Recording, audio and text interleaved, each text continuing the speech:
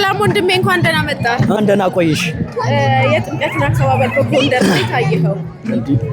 ጎንደርና ጥምቀት እኮ የታወቁ ናቸው የማይለያዩ። እንግዲህ እስኪ አንተ ጎንደርን ግለጻት ብትባል እንዴት ትገልጻታለህ?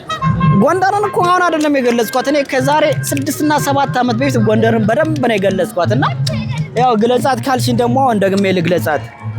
እናት ዓለም ጎንደር፣ እንስፍስፏ ጎንደር፣ ሙቼ ነው የምወድሽ ስንት ተብሎባት ቴዲን የመሰለ ጀግና ያፈራች ሀገር። እኔ ከዚህ በላይ ታዲያ ስለ ጎንደር ምን ብዬ ልናገር?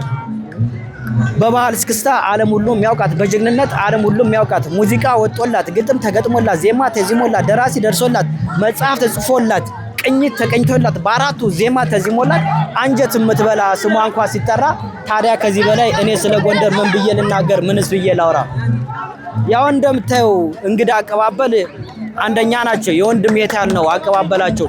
ሲወዱሽ የሚወዱሽ ከነ ምናምን ሲጠሉሽ የሚጠሉ ከነዘር ማንዘሩ በታምኝም ባታምኝም ጎንደሬዎች ናቸው ኢትዮጵያን እያሉ እስካሁን የሚኖሩ ጀግና ናቸው። በሴቱም በወንዱም ለመጣ ለሄዱ ማያሸረገዱ ለክ እንደነከሌ ለሹመት ማይሰግዱ ጎንደሬዎች ናቸው። ለማተባቸው ሟች አንዴ ከወደዱ ደግሞ ሞቷት ወይም ከድሮ ሟች ናቸው። ለእናት ሀገራቸው ሙተው የሚባዙት ጎንደሬዎች ናቸው። እኒህ ጎንደሬዎች ክፉ አመላላቸው የተባለላቸው የመይሰው ካሳ የቀኝ እጆች ናቸው። እጅ መስጠት አይወዱም የለም ከዘራቸው እና እምነት ከጀግንነት የተጣመረባት ማናት እንዳትሉኝ እቻ ሀገር ጎንደር ናት እና ጎንደርን እንዲህ ነው የምገልጻት። ዋው ምን አይነት አገላለጽ እንደሆነ አላውቅም። ብዙ ሰው ስለ ጎንደር ተናግሯል፣ ጎንደርን ገልጿታል። በዚህ ልክ ግን የገለጻት አይቼም ሰምቼም አላውቅም። እውነት ክብር ይስጥልኝ ወንድሜ። አመሰግናለሁ። እመቻችሁ። መልካም በዓል ይሁንላችሁ። አመሰግናለሁ። መልካም በዓል አንተም